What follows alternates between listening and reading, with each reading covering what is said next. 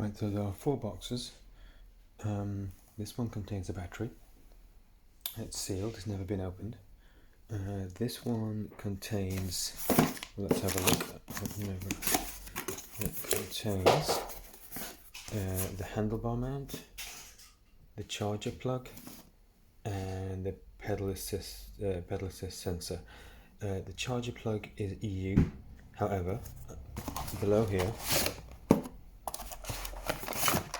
there's the actual charger. That is it, the full charger for the unit. And this contains a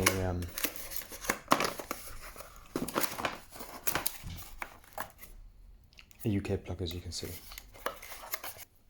Other than that, there's this box which is totally empty.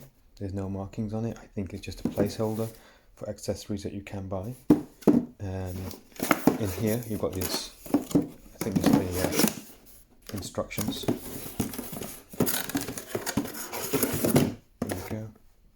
User's guide, and there's some cable ties. So that's the whole of the kit. I just wanted to be absolutely clear on what's contained in it. Any other questions, let me know.